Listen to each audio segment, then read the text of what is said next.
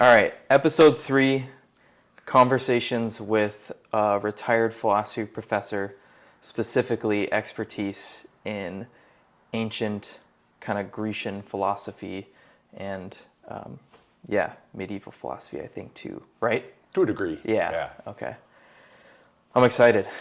So it's just going to be free-flowing, however it goes, but I was rewatching Gladiator recently. Oh, okay.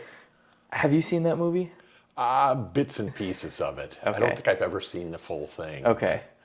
Marcus Aurelius is in it, or the character, the person who plays him.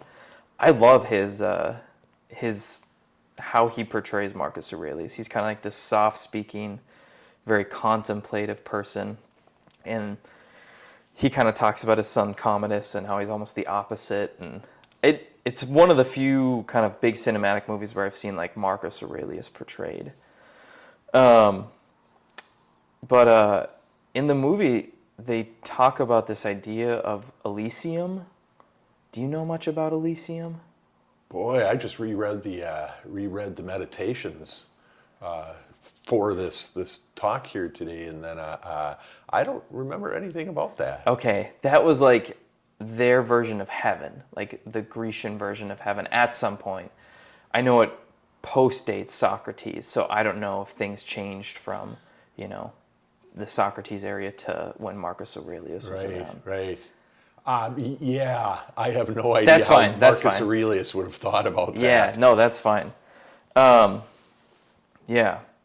So maybe if I can just stop you there. I mean, I was really struck this time reading through the Meditations about all the things about it. He seemed to use the terms nature and God and universe kind of interchangeably, basically. Sure. There might be a little, if you have a more subtle reading of it, maybe there's a little difference there. But nothing about really like heaven or anything like that. It's the main message there was kind of like trust nature, trust the world. It knows what it's doing. Sure. Even if it's going to kill you off, Sure. it still knows what it's doing. So trust it.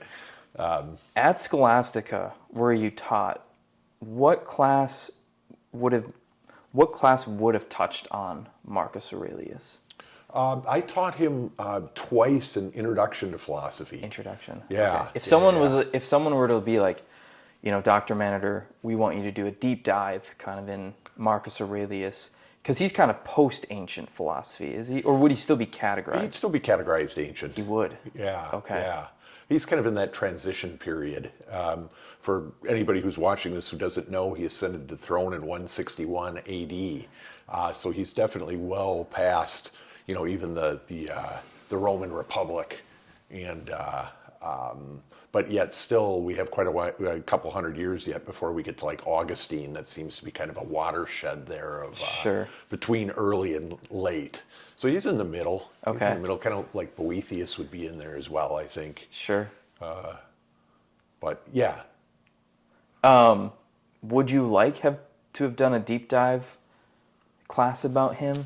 It's really kind of outside of my specialty. It is? Okay. Yeah. I mean, I could have prepared one, but I would have wanted to have broadened it into Stoicism in general. Sure. And then maybe even like Epicureanism with it as like a rival philosophy. Sure. Because you couldn't teach just Marcus Aurelius for 16 weeks.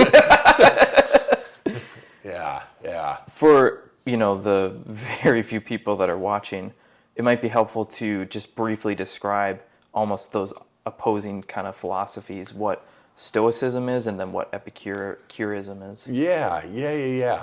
Someone explained it to me once, and I think this in general kind of really fits in, is that in Stoicism you grow yourself. You grow yourself to be strong enough to go out there and take on the world.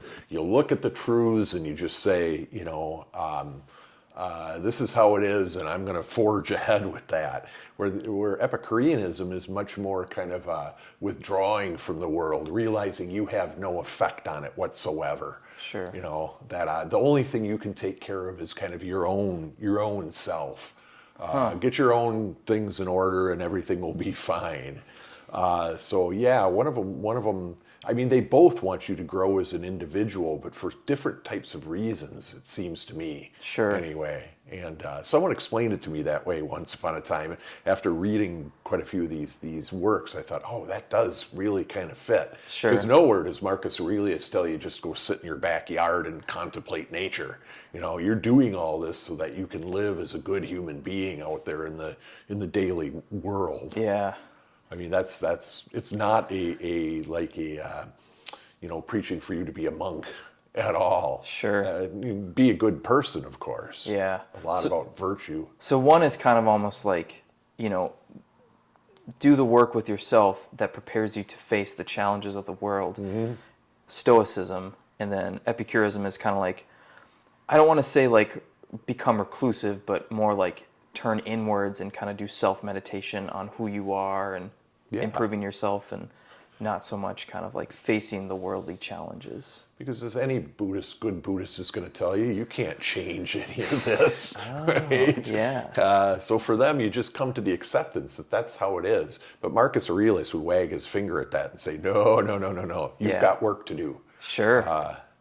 Do you know, is he coined as like the originator of Stoicism? No. Okay. Stoicism goes all the way back to ancient Greece. One of the problems, a Stoic was somebody who sat on the stoa, which was the porch of a temple, where the colonnades are. That's the stoa right there. And so they would sit there and they would give. But a lot of the real kind of famous works that Aurelius cites, we don't have anymore. Sure. We just don't have them. We have really kind of later versions of Stoics. Interesting. Yeah. Of which, that's why I think he's pointed at as one of the major Stoics, even though he's 161 AD. Yeah. So it'd be nice if we had all those texts, but we just don't. And so the kind of experts of studying Stoicism, where did they figure out that there was far earlier references? Is it through Marcus Aurelius and other people? Oh, other people as well. Yeah. Okay. Yeah. But he has a whole list of them in there where I'm like, oh, okay. Really? I should read that book. I haven't yet. I know we talked a little bit about this at the coffee shop, but I wanted to revisit it, especially because now we're on the podcast, and something that always kind of, it baffles me, but it baffles me even though I feel like I don't know much about Marcus Aurelius, is that he was given kind of supreme power, almost unfettered power, do whatever he wanted, but he chose to live kind of the life of Stoicism. Mm-hmm. Mm-hmm. That seems just so exceedingly rare. For someone. Yeah. What do you think about that? An emperor with complete, freedom to do whatever he wants to do, basically, right? Yeah. And he talks about humility in his book, as one of the cardinal virtues. Sure. Of not abusing your power and your authority and things like that. And I guess that's why he's looked at as one of the great emperors. I mean, he really served as an emperor for the good of Rome. He mentions that several times too, that what's really important if you're a Roman is Rome, society.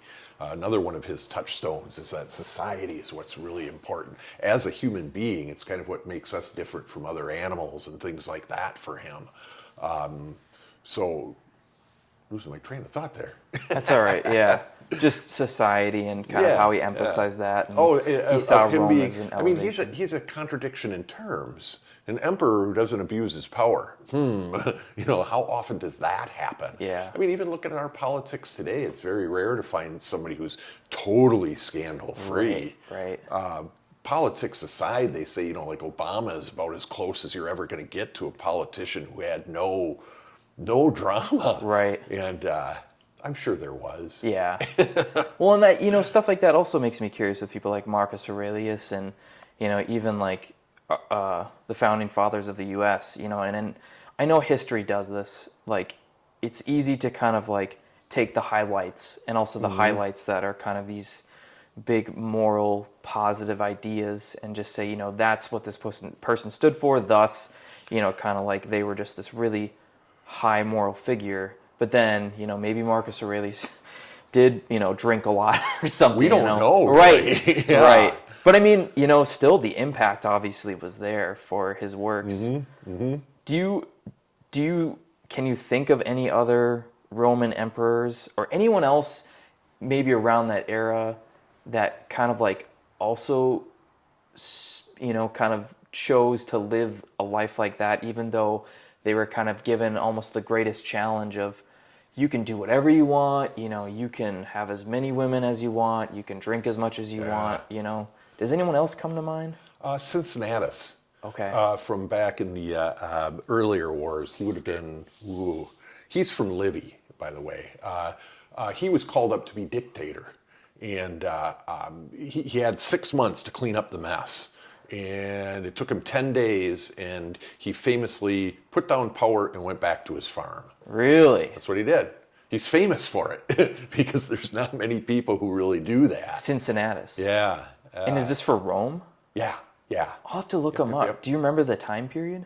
I believe the Punic Wars. It would have been. Okay. Maybe I'm a little off on that.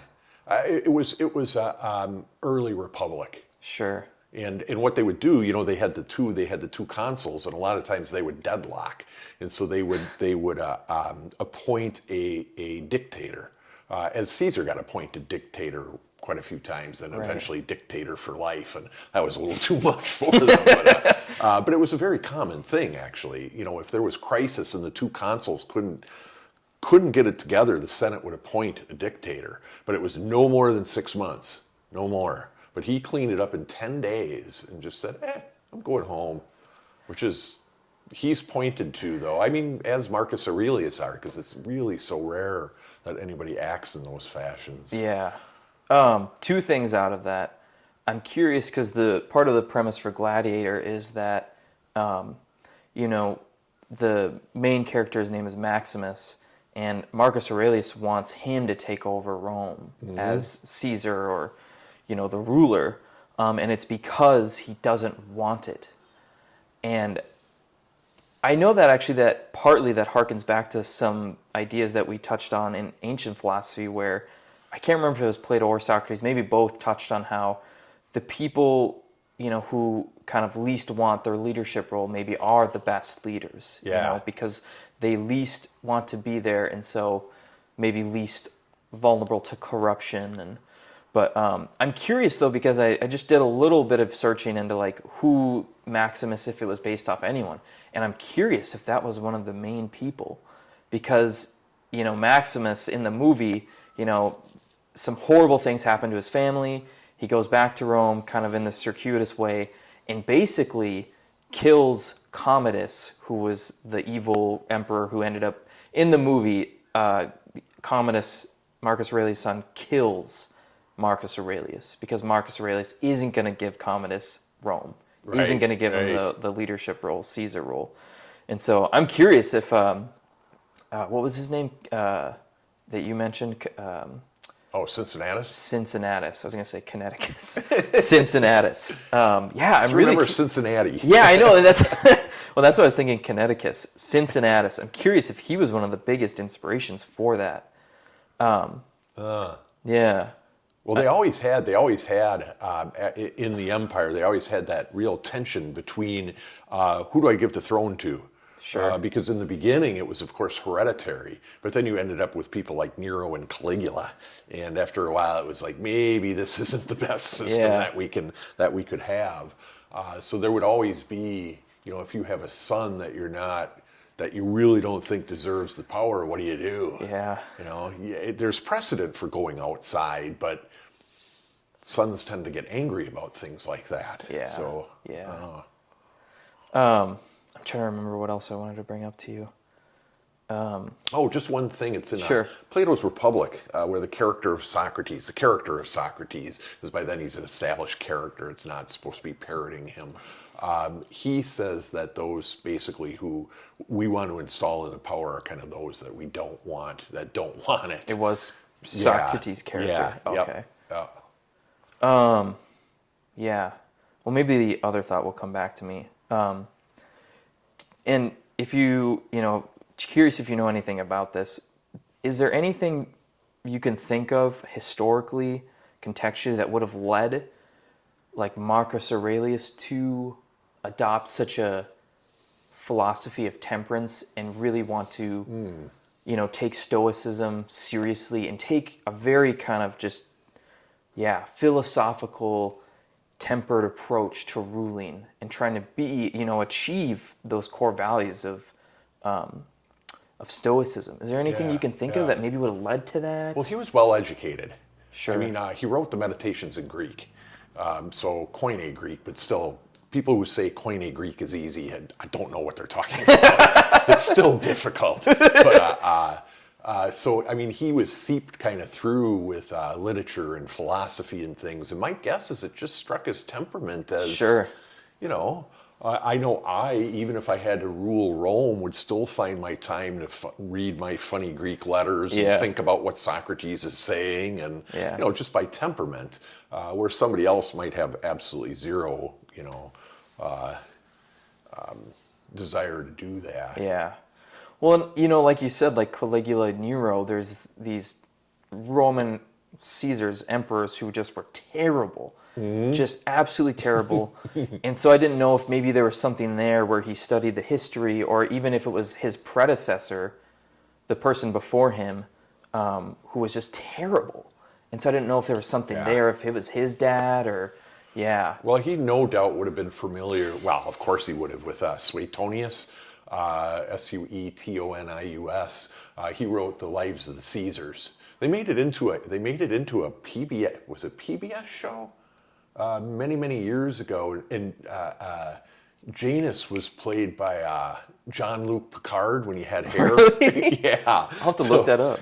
It's a great series. It's a great series. But the entire thing, the reason why he wrote it was to show that absolute power corrupts absolutely, basically. Augustus was not a nice man at all, but he wasn't just a bed of corruption like his adopted son Tiberius kind of kicked off just a bad run of emperors. It seems so Suetonius, I mean, one of the main lessons I think you're supposed to get from those biographies of each of them get worse and worse and worse. Until basically Caligula, where you kind of hit the bottom of the barrel. I mean, I had a sister in my class, in Latin class. I was teaching Latin at the time, and we'd always read it for Fridays, some text or another from Rome, Livy or Suetonius or something like that. By the time we got to Caligula, she said, "You can give me an F if you want, but I'm put up not with it reading anymore." this. Yeah. Just no way." Yeah. And I was like, I understand, you Yeah. know. But yeah, so I mean, he would have known, there would have been that thread in kind of Greek or Roman culture that, be careful how much power you give any one individual. And so yeah, Romans thought about that stuff because they did see a lot of bad successions like that. Sure. A lot of bad emperors. A lot of good ones, though, too. Yeah. Well, if there can be such a good thing as a good emperor. Yeah, right. Something I asked Dr. Ostovich a long time ago, and I can't remember if you and I ever talked about it. Plato's allegory of the cave. Oh, yeah. Obviously, Yeah. one of the most famous kind of allegories in all of the Rightly world of so. Yes, yeah. And I asked Dr. Ostovich this. Do you think, is there anything at the time of Plato where he's like referencing something specifically in kind of historical events around his time with the politics of Athens that he's specifically thinking of, as like that's what inspired the allegory, like? Oh, absolutely. Okay. I don't think my master's. I did a master's in philosophy in Madison, and my director of my, I don't know if they even call it dissertation, whatever, a master's paper, claimed that Plato is outside of time, outside of culture, outside of circumstance. And I thought, really? Yeah.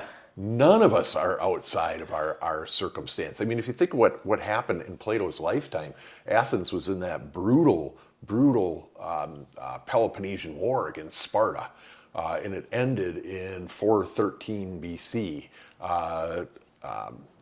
So that's 14 years before they killed Socrates. Or sorry, it was 404 BC is when it ended. Sure. Not 413, 404 BC. So that's 5 years before they killed Socrates. Sure. So he was a young man when Athens ended up losing a brutal war. And those ideas definitely had to percolate through. Sure. His resistance to democracy, I'll use a polite term there, resistance to democracy, comes from the fact that he watched all these politicians, people like Cleon. If you read Thucydides' Peloponnesian War, Cleon gets up and says, you can have an empire or you can have democracy, but you can't have both. So choose now, and which he wanted. He didn't want democracy. And, Plato saw these people who could just manipulate the mob. There's that great, is it book 4, Plato's Republic? Sorry, I haven't read it in a while now. Yeah. Where Socrates talks about these demagogues who can really whip up the masses, but he said, but the problem is the masses are like basically, I'll use our kind of paraphrase of it, having a wolf by the ears. You can't let go, but you also can't hold on forever. And many politicians have seen that, right, where they whip up the mob and then the mob gets out of hand, and the inmates start running the asylum kind of thing. So Plato was definitely, the last two times that I taught ancient Greek philosophy, we did a heavy component of reading like Thucydides, because I don't think you can understand where Plato is coming from if you don't know what he went through. Sure. I think 413, the reason that stuck in my head is that's when they did the Sicilian expedition, where Athens opened up a second front. They're already in a stalemate war for 40 years with Sparta. They open up a second front in Sicily, and the orators get up in front of the assembly and tell the Athenian men that you're going to get rich. This is going to be easy pickings. We're going to go wipe the floor with them and come back with boatloads of money, and everybody's yay, yay. Well, it didn't work out that way at all. Most historians say it didn't cost them the war. I think it did. I don't know how it couldn't. They lost 60,000 men and 200, nearly 300 ships. That's huge for a small city-state like Athens.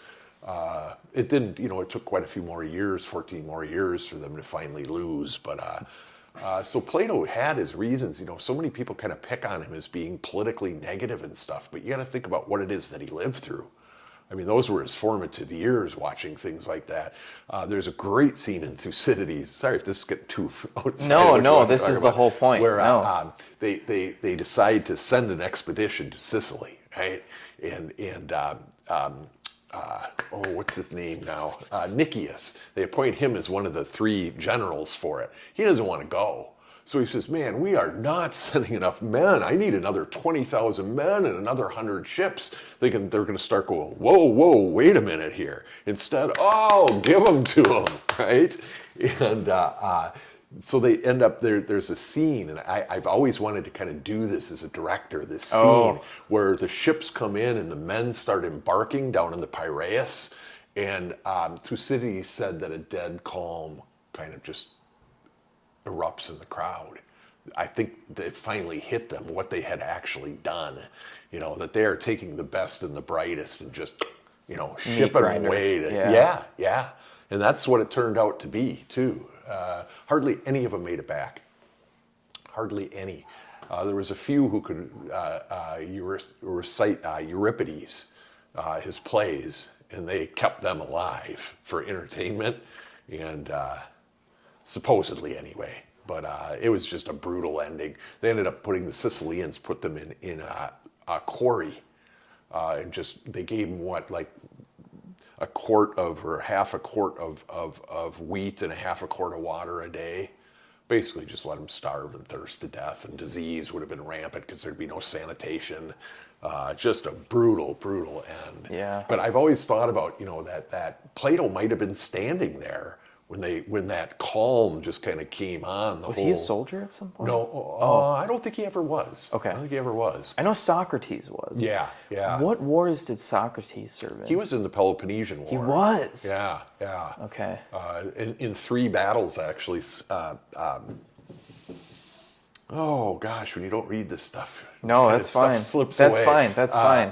What's his name? Alcibiades at the end of the symposium. He's giving an encomium to Socrates. And he talks about how at one of the battles, there was very few deaths actually in hoplite battles. Usually, it was more of a rugby scrum where you would push against each other, then one would turn and run away, and they would put up what's called a trophy. Which we get our word trophy from, where they would put it up. It's the turning point. The trophy is where the ox turns in the field. And so it was the turning point. You don't want to kill everybody in your neighboring city-states. Right. That's what Romans do. You know? And so it was more about honor. I mean, people would get killed, certainly, but it wasn't like, the 50,000 that died in a Roman battle. Nothing like that. But when his group turned and ran, he stood and faced down the entire other line and just backed up and let the men reform behind him, and then he melted into it. And Alcibiades says, "What do you say about that?" Probably saved quite a few people's lives, no doubt. Sure. But So there wasn't like a singular event per se, but more of just like the amalgam of kind of like seeing the politicians kind of manipulate the average person into going into what they wanted and kind of what they maybe saw. He saw a lot of that and did not like the results of it, nor did Thucydides. I mean, he seems to try to stay above the fray, but he definitely, with scenes like that where... And oh, sorry, go ahead. There's an overtone to Thucydides of kind of judgment. But yeah. And his general solution, I know he like lays out kind of the hierarchy of how he thinks things should be politically, and kind of almost beyond politics, just how I think it should be, or how he thinks it should be, where the philosopher kings are the ones that won't manipulate the masses and that will kind of bring them to truth, kind of always in perpetuity. And you can see after what he's witnessed why this silly idea of his of philosophers being king actually isn't all that silly. Yeah. When you've seen these half-baked politicians just ruin everything, cost tens of thousands of people their lives needlessly. You really do start thinking, I think, how can we improve the system? What can we do so that we don't end up with these awful leaders? It takes 20 years to become a philosopher king, so it's no short run. Right. Well, Marcus Aurelius, right? He was one of the philosopher kings. I think actually, you could consider him that. Sure. Because he did do a lot of education and a lot of contemplation. Obviously, he was a very astute man. Just reading his meditations, you come away with the idea of, wow, this guy has thought about the world a little bit. I don't know if he's right or not everywhere, but... Yeah. I told you in the coffee shop, one of my favorite quotes about Marcus Aurelius that Dr. Osovich brought up was that, he paid a man to follow him around, and whenever someone would praise him in the streets, the man would whisper into his ear, "You're just a man, you're just mortal." And again, people can totally debate whether that actually happened. Right, to me, it's just more of the idea. Yeah. Any big, powerful leader, anyone in a position of power, imagine if that was almost mandated. Where, someone with a lot of power is mandated to, have someone follow around and be like, no, you're just a man. Yeah, that's you're right. still flawed. That's right. You're not infallible. Something I wanted to bring up to you during this was the idea of Socrates, and I know you've been to obviously many conferences throughout your life and interacted with a lot of other philosophers, people who teach philosophy, people who teach ancient Greek philosophy, kind of experts in Plato, Socrates. What would you say is the consensus for, or the percentage of people kind of in your shoes who they're experts but debate over whether Socrates actually was real or not. Oh, I think most of us just go, no, no, no, no. Yeah, because it's just too. Well, Yeah. it opens up a big historical question. I mean, how do we know Jesus was real? Right. How do we? Right. How do we Right. know Plato was real? Right. I mean, Homer. There's a big thing. Did Homer exist? Right. We certainly have the Homeric poems. Yeah. But whether there was a blind bard in Ionia or not, we just don't know. Sure. But, I think there's enough with Socrates. I think there's enough collaborative evidence. He's the main character in The Clouds by Aristophanes. Right. And Xenophon wrote about him as well in his, which is his other work besides the Anabasis. Yeah. So, I mean, we do have other people, other places that kind of establish that this Reference guy, him, yeah. he certainly is different in Plato and Xenophon. Yeah. But, Yep. But still a lot of same core elements. Oh, yeah. Yeah. Oh, how yeah. he obviously hones in on very strong philosophical ideas and his core. Yeah. Yeah, so you wouldn't say then it's anything more than like the same level of skepticism people would, question if like Plato was real. Oh, yeah. Okay. Yeah. Okay. I think most people believe, I mean, the real problem is where he is as a character versus where Plato is honestly as a younger man reporting, like something like the Euthyphro, right? Is no doubt Plato using Socrates' maybe not exact words, but he's not deviating. And so, by the time you get to the Republic, it's very obvious that the Socrates of, say, the Apology would never say half the stuff that's in the Republic. Half of it, 99% of it, he wouldn't. Sure. Other than Book One. Most people think that Book One is actually one of those Socratic kind of dialogues that is mimicking Socrates very, very heavily. I've come up with a formula on that for myself, in that the difference between Plato and Socrates, it seems to me, and I think it's a good way to approach whether is this dialogue Socratic or Platonic, is that Socrates always had faith in the individual. Yeah. I mean, he'd sit around and talk with people no matter how hopelessly Or how they opposed were. they were to, Yeah, I mean, Euthyphro was just, he was not going to change any of his opinions. And Socrates spent 19 pages talking to him, right? Where Plato seems to just say, Joe Sixpack is hopeless. Just absolutely hopeless. We have to work on deeper structures and bigger ideas. Sure. So anytime I think you see Socrates really in a one-on-one kind of situation, I think you're pretty much really close to what Socrates was. But the character of Socrates, becomes very plain when he's talking about philosopher kings and all that. Because Socrates, he worked on the never did give up on the individual. Even in the Apology, where he knows darn well they're going to sentence him to death, right? He's still trying to persuade them to live virtuous lives, Okay, Socrates, it didn't work out for him, but yeah. So that's how I cut the difference between them. That's why I think there probably is a real character of Socrates. That and the collaborative evidence as well.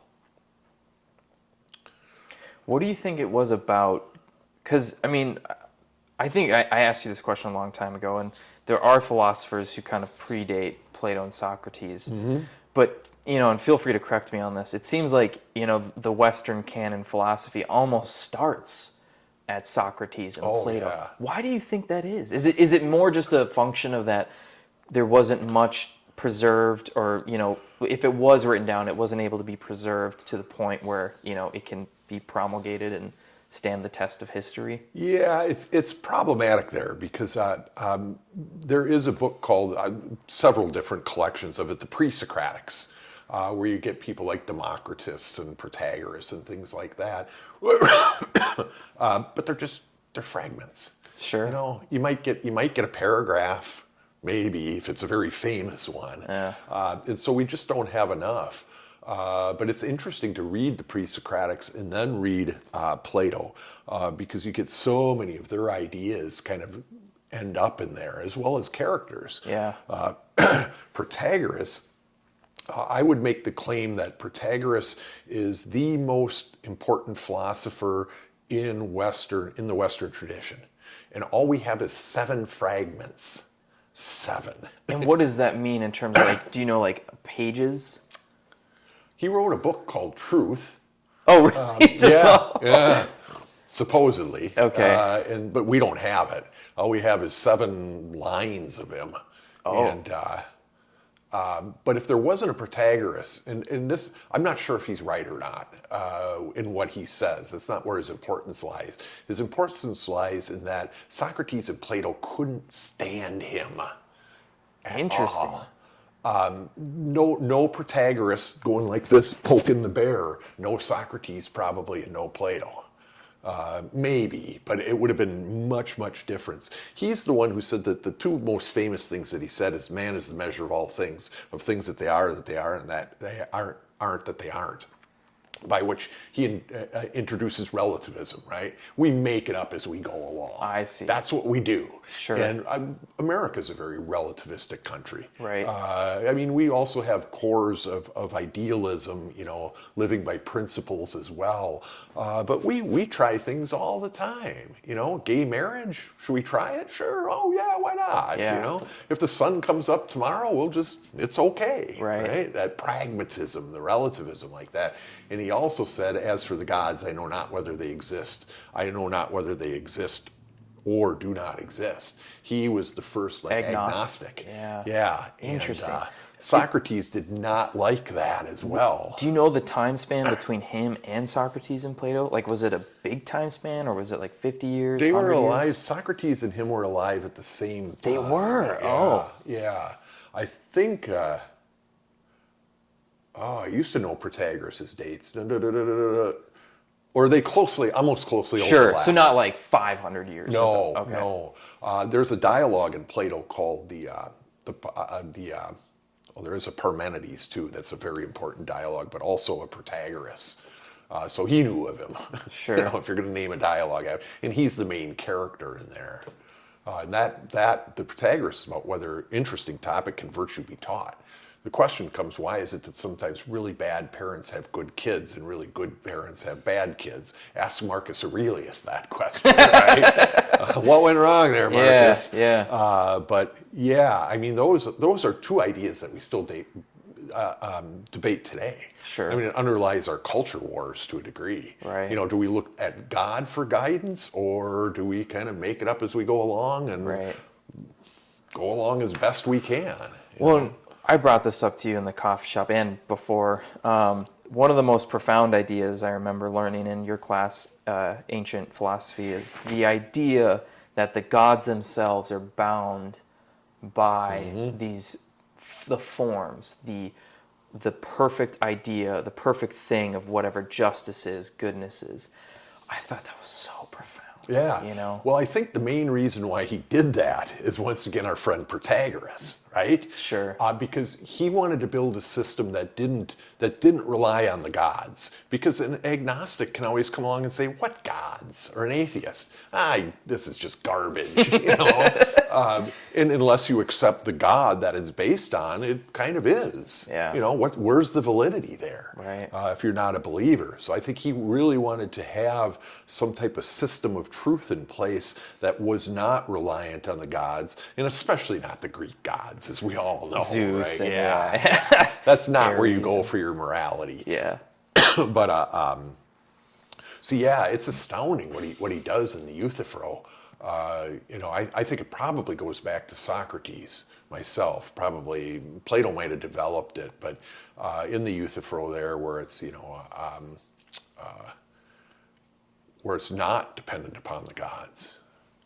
And I think that's a cool way to go, because theism cannot really be, in my humble opinion, cannot be proved or disproved. I mean, you either drink from the Kool-Aid or you don't.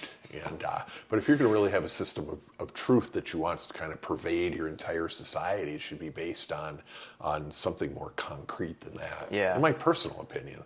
And would you say, was it Socrates who kind of first laid that groundwork of these ideas, or the ideas themselves, the gods even have to follow them? Mm-hmm. Mm-hmm. So Socrates obviously got in trouble for trying to convince people that maybe these aren't the right gods, and actually, here's these ideas, and actually these ideas are outside the gods or a god, because he believed in one god still, right? Well, for sure, Apollo. Oh, that's right. That's He right. was a You said devotee that. of Apollo.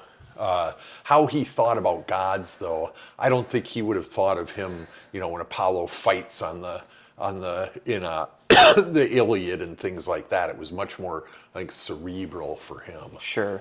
But So he kind of got in trouble for that, but then, it seems like Plato obviously took that, ran with it, and even amplified it. He didn't ever get in trouble, though, right? no, he didn't. And do you think that's just because he spent more of his time in writing and kind of like note-taking versus Socrates, like you were saying, is like in people's face almost, Yeah. and challenge them to their face? And you can imagine that the ideas as presented in the Euthyphro are really, really abstract. So he's down in the Agora talking to people about how, the real truths of the world are not dependent on the gods. They're not going to get what he's talking about, I don't think. I mean, just, go into a bar in Tower Avenue and start talking about that. How many people there are going to say, wow, I really get what it is that you're talking about here. Without reading, I read that quite a few times before I was comfortable thinking, I think I know what he's going for here. Sure. And then a few more times and you're like, yeah, he's onto something here. But Plato too, I mean, he abstracted it totally away from the gods. By the time he ended up with Socrates' system, he kind of made it so abstract, like in the Republic of, justice or justice in the Republic, or beauty in the Symposium, Yeah. where it's just not the relationship between his forms or ideas or whatever you want to call them. He never talks really about the relationship with God on that. So he wouldn't get in the same kind of trouble that Socrates got into. Sure. Can I get you some water? Do you want some water? I've got some. You got here, some water? actually. Okay, Yeah. good. I bet it's the cats. Okay. I'm not used to cats. Okay. I'm sorry. No, that's okay. That's Yeah. okay. I'm not allergic to them. Okay. I just think I'm getting a little scratchy dandruff throat or from something. them. Yeah. Yeah. Yeah. I had some ideas when you were talking there, and I can't quite remember, but this might kind of be a dumb question, but do you know specifically how Plato would record his thoughts? And I'm assuming, did he have something where he could actually record in real time, or was it just all based off memory, and then you'd go home or whatever and then record what he remembered? There wouldn't be anything to record anything. That's what I was wondering. So, like, how do you think, what was his note-taking system then? Well, that's a good question, because we're told in the Apology, when Socrates, towards the end of his speech, he's talking about people in the audience, and he says, and there's Plato right there. So most people think that the Apology is kind of a transcribed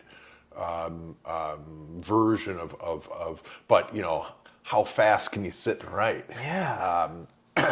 Although, yeah, and we're also told in the opening of the Phaedo, the death scene of Socrates, somebody says, "Where's Plato?" and somebody says, "Oh, he's sick."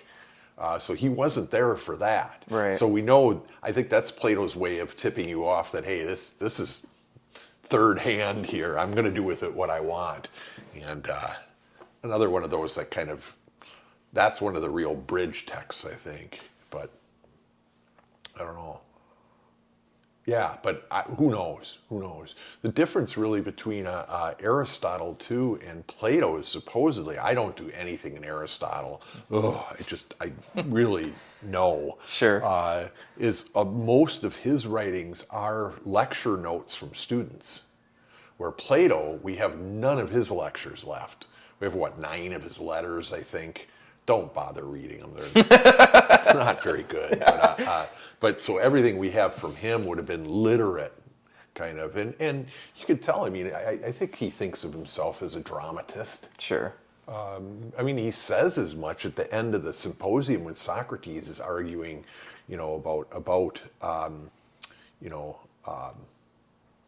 about the role kind of drama in literature. And it makes it sound there like Plato thinks that you can be kind of philosophy and drama. But, well, that's why he picked the dialogue form, I'm sure, because it is kind of a repetitive form. Yes, I see, Socrates said, all this kind of unnecessary stuff, but it does give it a kind of a conversational air. Right. I've always thought, anyway, that the Apology, Euthyphro, and Crito are remakes of, let me get this right here, of Sophocles's, let me get the order right, backwards then would be the Oedipus at Colonus, and Antigone and Oedipus. They're like remodeling the exact same ideas, but with a more rigorous philosophic bent. I mean, you can't read Antigone and not look at it as philosophy, in my mind. Sure. Anyway. Oedipus at Colonus, the whole thing, they want him to give up his anger and save the state. He says, I don't owe you people anything after what you've done to me.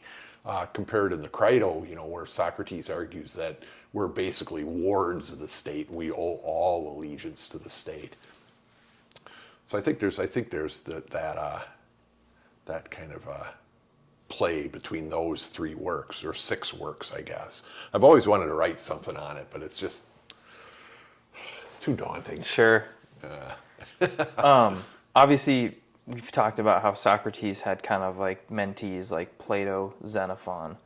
Would you say for at the time, like for how many people, I don't know how many actual people were following him around and kind of like wanting to listen to his teachings, be there for his interactions. Do you think for that time period he probably had an atypical amount of people following him around and trying to... Because I thought for a non-religious person, yeah. Yeah, because I thought I remember vaguely hearing like it was more than just Xenophon and Plato. Oh, yeah. And would you say is that kind of atypical, like to have someone, have like almost like a posse, like a, Oh, I think it's very atypical, but I think Socrates is one of those really charismatic people. Sure. Just like Christ must have been. Sure. Right? He walks up to these boys mending their fishing nets and says, quit your work and come with me. And what do? Quit their work and come with him. There had to be some major league charisma there. Sure.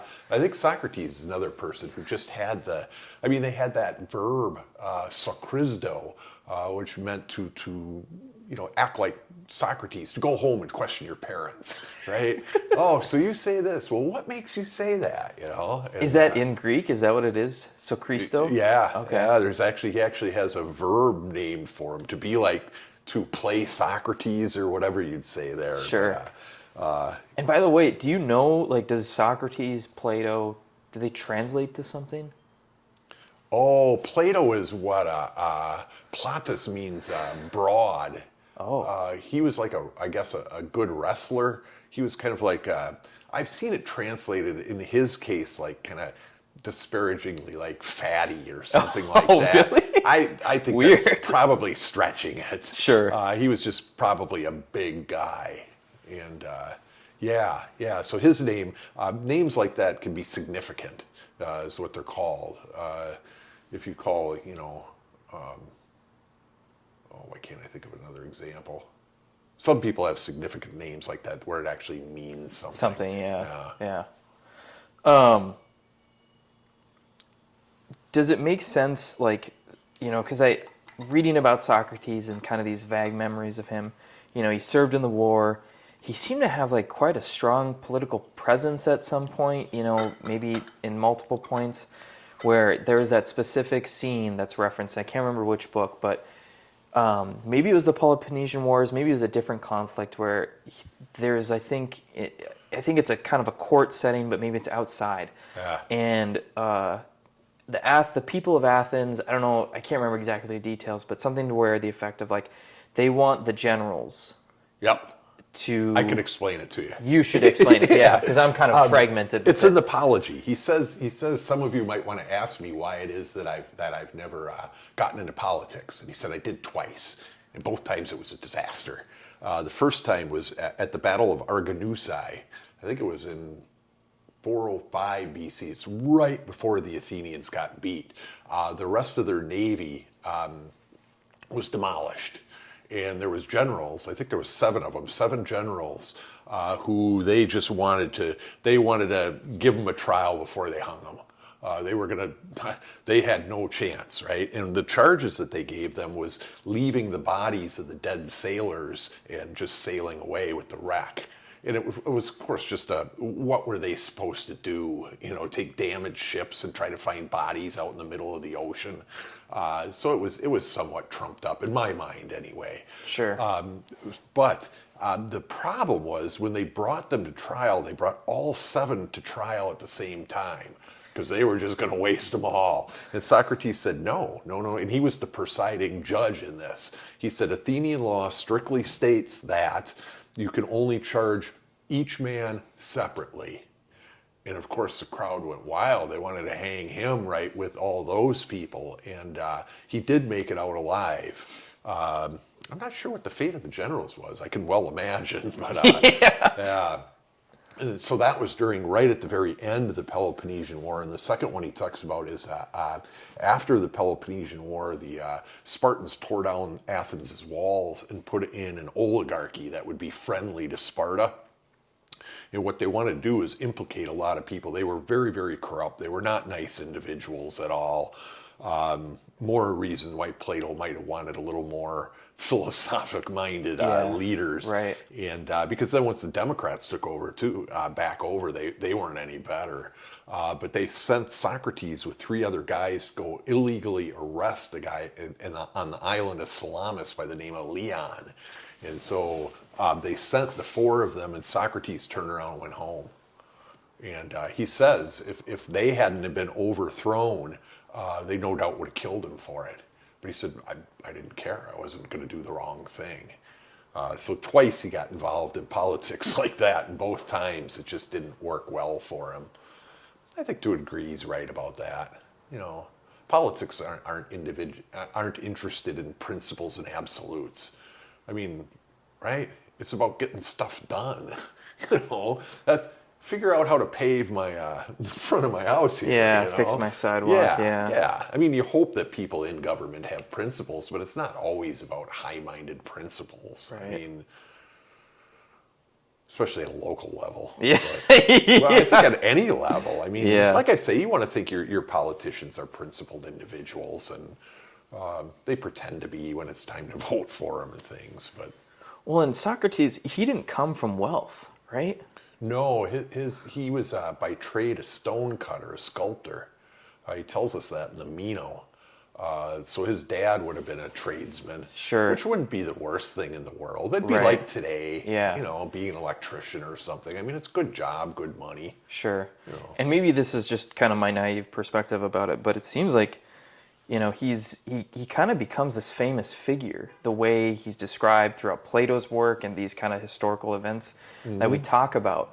Yet, he's not coming from wealth. I mean, what do you think it is that kind of like brings him to these points of like kind of almost becoming famous? Do you think it's back to that charisma thing and he just drew people to him and extreme intelligence? Sure. Alcibiades tells us also at the end of the symposium when he's talking about Socrates that he never lost an argument. Yeah. And I don't know, I was drunk Alcibiades, so who knows? But I could well believe it.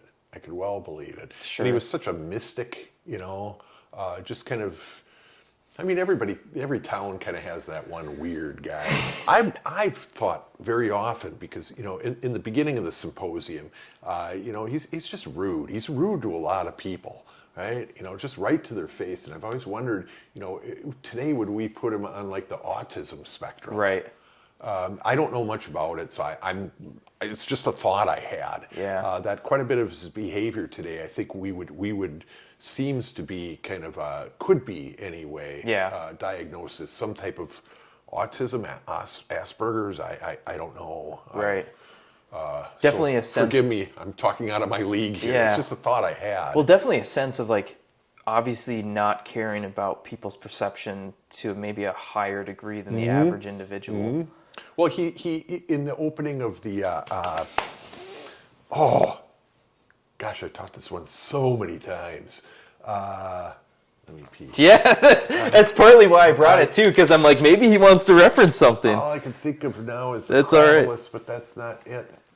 The Gorgias. In the beginning of the Gorgias, Gorgias has come to town. He's a very famous rock star orator. He's got students. He's there to teach for a couple weeks. That's right. Bag up a lot of money and He's get out. considered a sophist, right? Yeah. Okay. Oh, hardcore. And he admits it. Yeah. He admits it. Socrates comes in and says, hey, why don't you ask him who he is, right?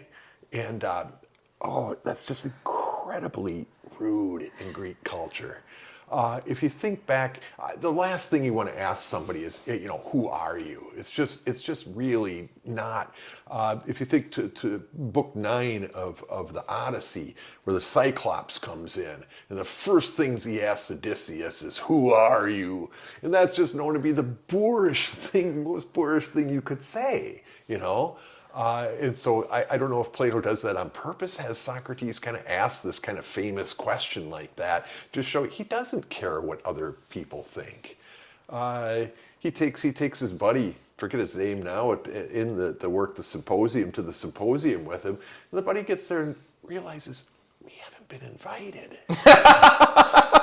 I don't remember that. Oh, that's funny. And the buddy is just totally embarrassed. That's why Socrates stands outside, and he's like, no, you go ahead and go in first, And so once they find out Socrates is outside, the thrower of the party comes out and says, oh, Socrates, you've got to come in, But yeah, things like that, there's a lot of hints like that he's just not... He's a different dude. Yeah. No doubt. Right. No doubt. Oh, and kind of all the physical things too, where they said that, when he was campaigning, he'd only bring 1 cloak. Other guys would be huddled in 6 of them because it was cold. In the war, you're saying? Yeah. Okay. Yeah. Never wore shoes no matter how cold it got. Just different guy. Sure. Do you think, kind of going back to what I was talking about with, he's at these points where he's kind of almost like this, sometimes it's like they try to make him into a political figure or has the potential to be a really strong political figure. Do you think he had these points at where he could have, been far more wealthy, but then kind of chose, in a direct or indirect way to kind of turn it down and turn down a more position of high ranking kind of power and, chose, like you were saying, the life of just kind of being able to almost maybe have more autonomy and go around and exactly do what he wanted to do, even at the regret of his wife and kids. He was filthy rich in his own value structure. Yeah. He sat down at the Agora all day and talked. I mean, I'm retired now, and let me tell you, it's really nice. Sure. Really nice. So I don't think the thought ever really crossed his mind of chasing, the things, as he says in the Apology, the things that we all chase, like political affiliations and wealth and fame Status and all and status. yeah. He had no interest in any of that. Yeah, much to his wife's chagrin. I mean, she wasn't very happy with him a lot. Her name was Xanthippe. I wonder if people know anything about her and because this is just a general fascination of historical figures, powerful figures who kind of make contributions, because there's that old adage, behind a strong man is a strong woman. Yeah. And I'm kind of curious, what could be there with that? I think it was Xenophon, isn't it, who said that if Socrates could survive Xanthippe, he could survive anything. Oh.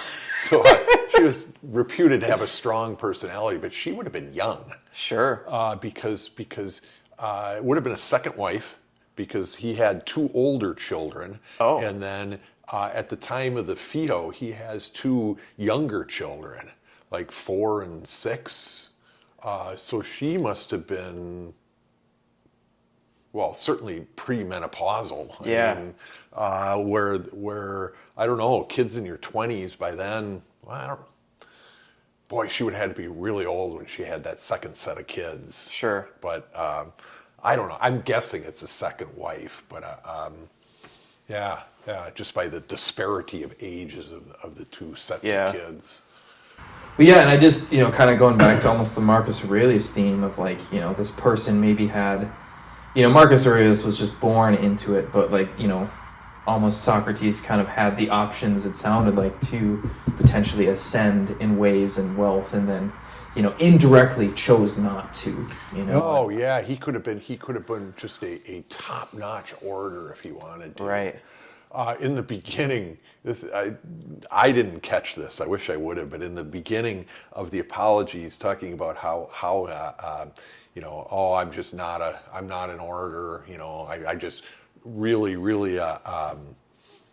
plain speech. And then he drops this really weird, like, participial phrase that is not common speech.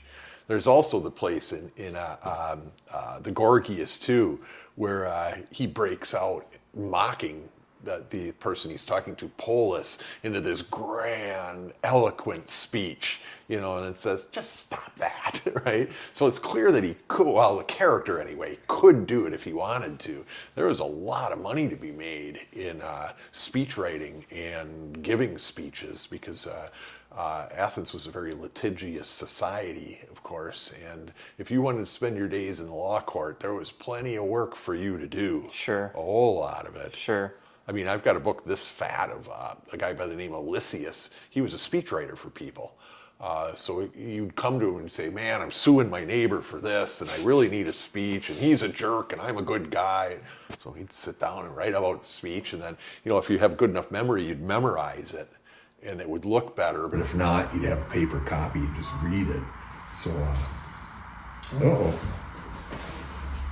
R2-D2 is talking. Yeah. Huh. We charged it fully, so it shouldn't be a battery thing.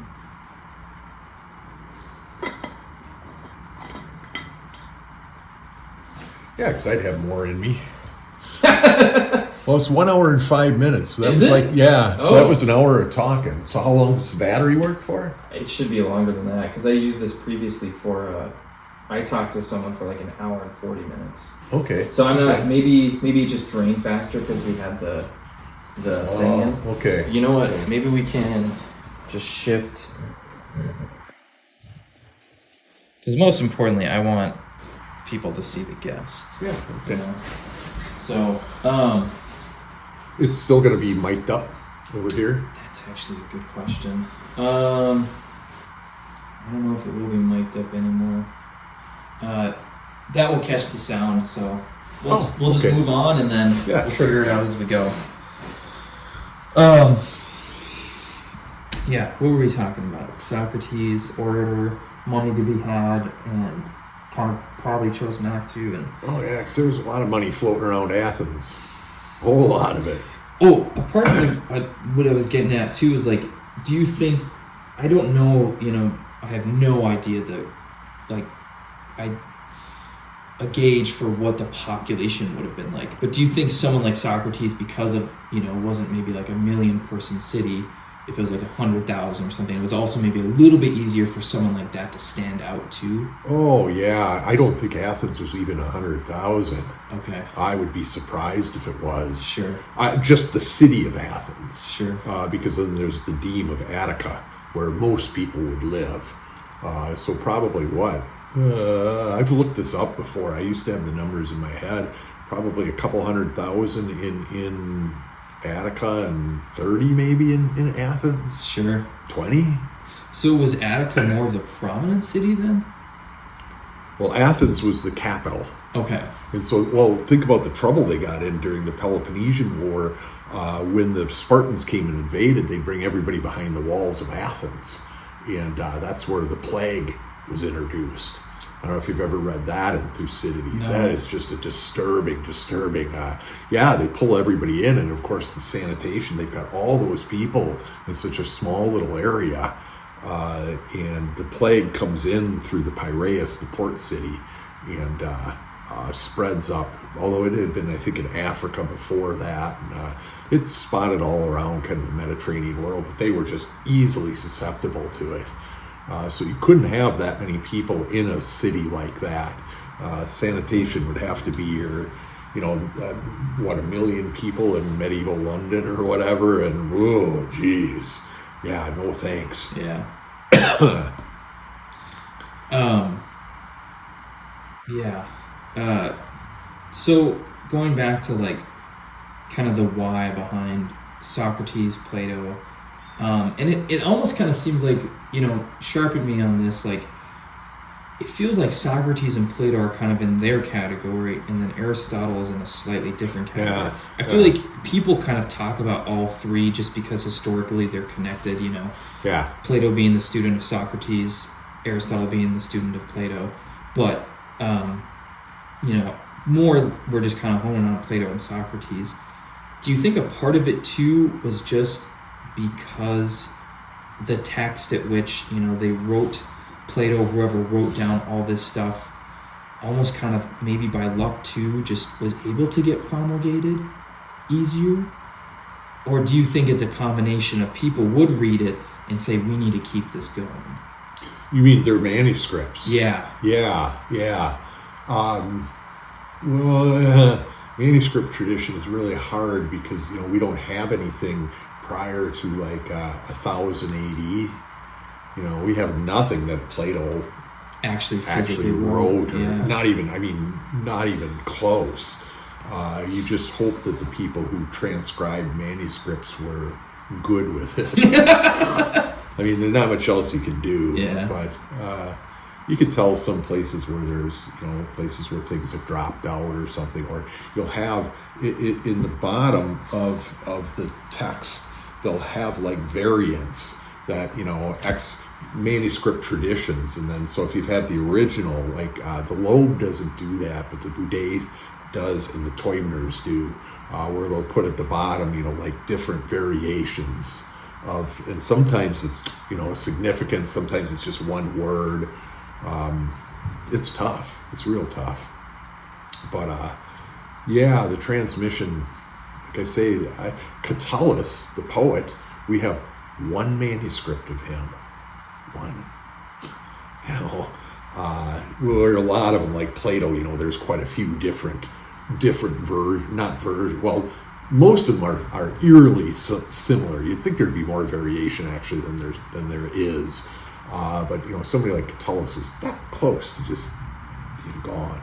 Then I wouldn't have had a tattoo. Well, you think about all the people that kind of just didn't make it, but maybe were on that same level, maybe greater, maybe not as good, but still amazing, that just kind of made it through, didn't make it through and slipped through the cracks. It's always kind of funny, and one of my specialties in grad school was Latin love poetry.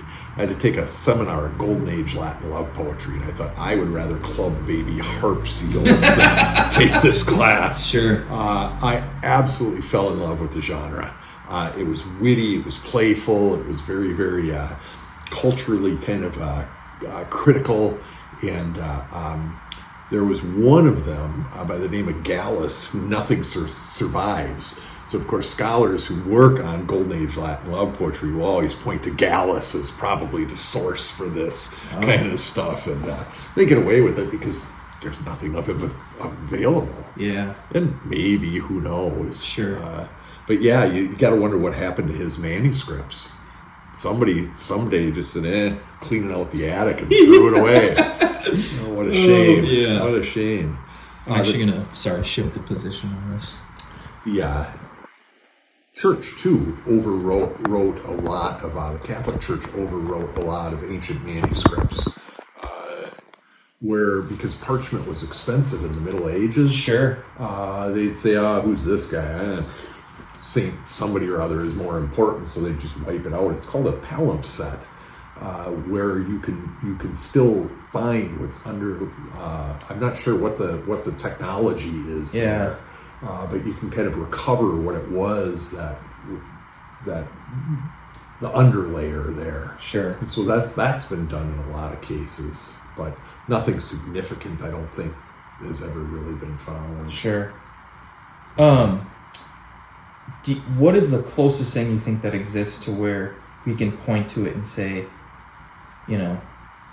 maybe it's not something written, maybe it's a painting, or maybe it's like a structure, a building or something. We can say, Plato was here, Plato touched this, Socrates is here. Oh, I've sat in the very same place Socrates sat in the Agora. Okay. You can't do it anymore. I took my daughter as a high school graduation present on a tour through Europe. And we ended up in Athens. I'm like, you're going to go see Athens. And then I took her to what's it called? The Propylaea? No, not the Propylaea. That's up on the Acropolis. The place where basically Athenian democracy was born, right? And I said, this is where democracy was born. And she looks at me, she goes, yeah, a field with rocks. I'm like, oh, why did I bring you here? Yeah. But anyway, that had a purpose. Oh, the first time I went to Athens, this time it was cordoned off. There was a wall that Socrates was known to sit on. Sure. I have a picture of me actually sitting on that wall. Cool. The Agora is actually very, very small. You'd see why it's probably a city no more than 30,000 at the max. By the size of the Agora, you can walk it in 3 hours, all of it. Sure.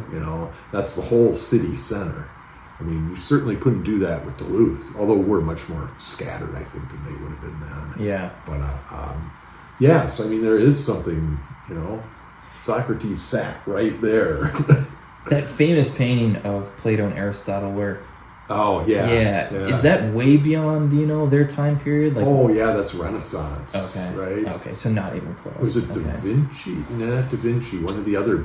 I think it's Michelangelo. Was it a big name like that? Yeah. Okay, I didn't know. Yep. Yeah, Socrates or Plato pointing up and then Aristotle Pointing down to earth and nature. Yeah. Well, I mean, he was a biologist at core. Oh. I mean, his biological works are That's right. That's right. I have no quarrel with his biological works. Sure. I think he's a really good biologist. Yeah. It's when he kind of strays from that he goes off the rails. Sure. Yeah, well, and is it the Lyceum that was the or was it the Academy? Which one did Plato teach at? He was the Academy, right? Okay. And then Aristotle thought he was going to take over after Plato, and when he didn't, he said, I'm going to go start my own school. And of course, those were the Oxford, Cambridges of the ancient world for many years. Depending which one you went to. Does anything still exist of those? Do you know? Even like a stone? I didn't see anything of those in the. Trying to think. I'm curious what it would have looked like. Because it probably would have been down in the city center there. Sure. But yeah, it's a good question. All we have is kind of the columns, some of the columns, and the bases of the columns in some cases. So you don't really know. I mean, it all would have been open air because of the weather. Right. It's not like it would have been like we think of like Tower Hall or something that was closed in. Yeah. I mean, the weather there is so nice. Yeah. Yeah. Yeah. What was I going to ask? Something about Socrates, Plato, lasting through the ages. I can't quite remember now. Maybe it'll come to me. Yeah.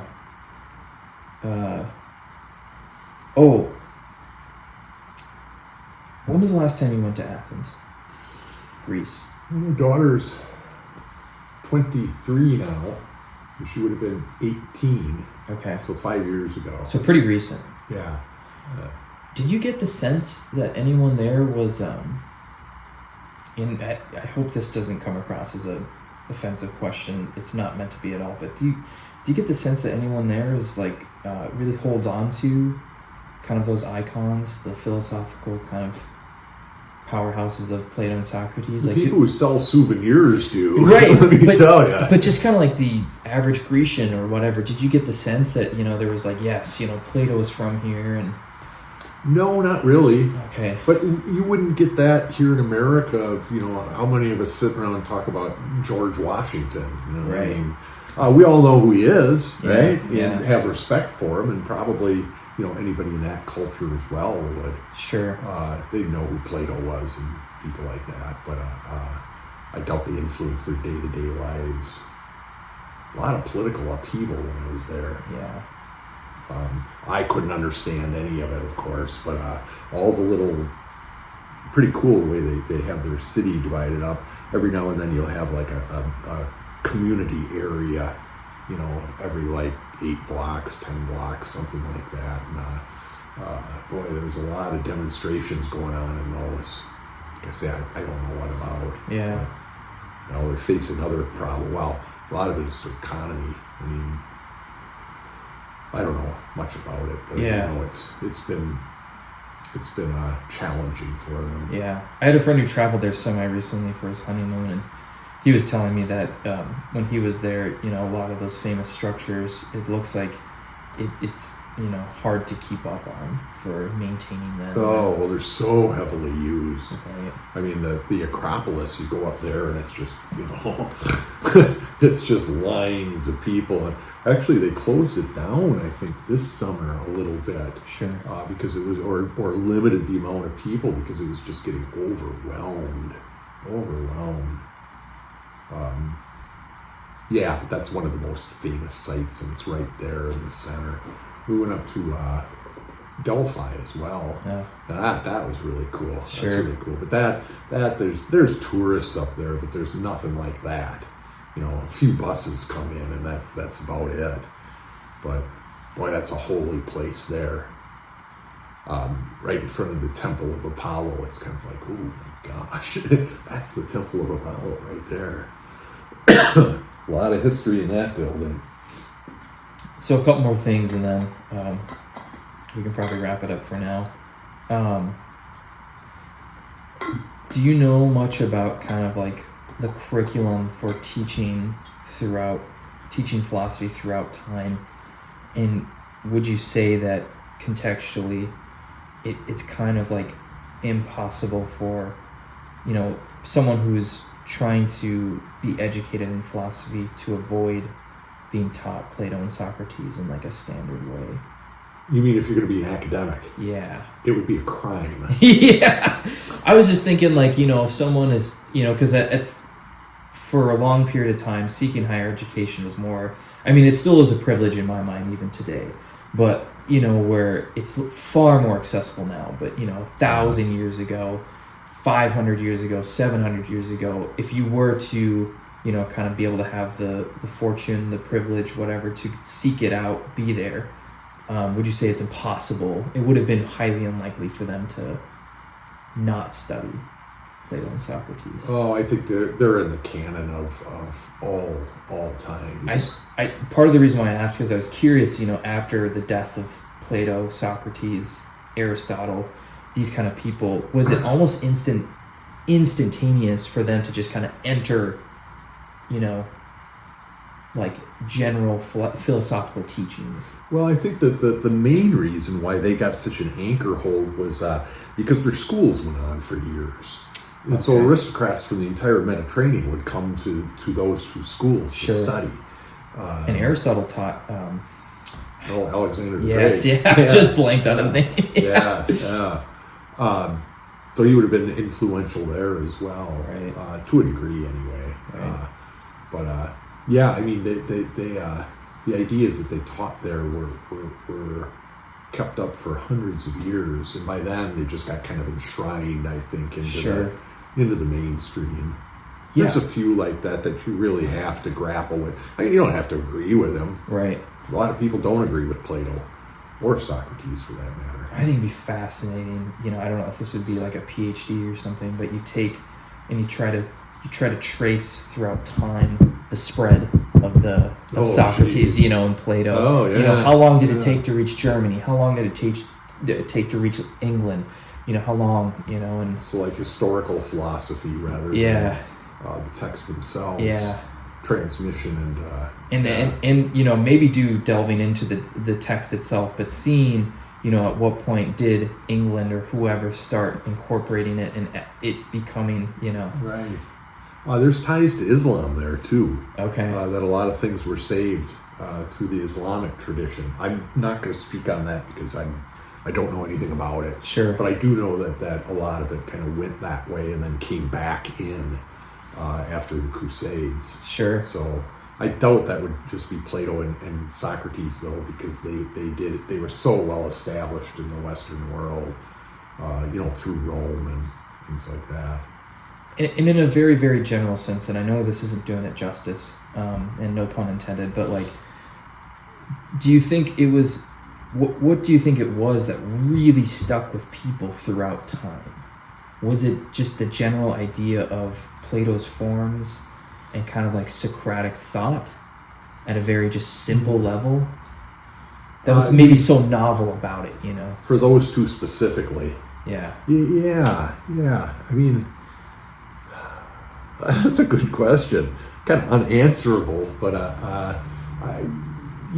mean, Plato and Socrates represents kind of almost a mystical tradition, really, of that there's more behind the curtain than you see in the daily world. I look around and I see the stuff in your house here, but there's a reality behind that, right? And that's turns into religion for a lot of people.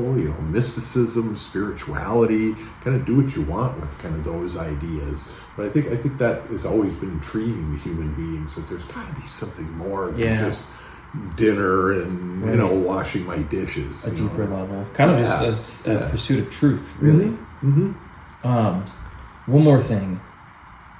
What do you think it is about the relationship between kind of seeing these really profound philosophers, and maybe it's just a love of knowledge and kind of wisdom in general, but you see like really famous philosophers also be really famous mathematicians. Oh yeah. And almost make breakthroughs in both realms. Yeah. What do you think is there? What do you think that is? Abstract thought. I see. I would say. Sure. I mean, I can do enough math to do my checkbook, and that's about it.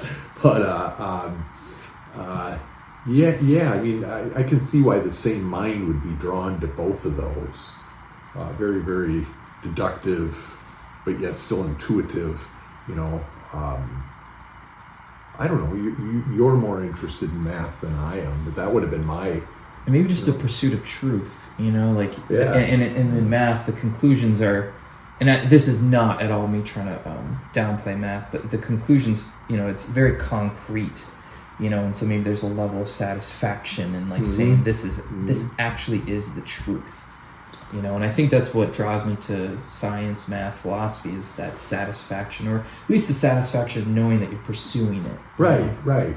Are you ever going to get it? Maybe not. And that's what I love about Socrates is like, it's never quite you get it, but it's always just the questioning and, know.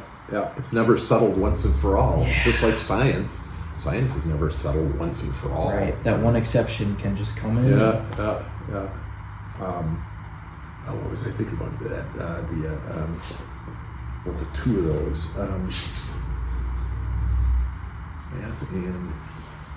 and philosophy. Now it's gone. That's all right. If you remember it, just let me know. Yeah. Thank you. Yeah, thanks for having me.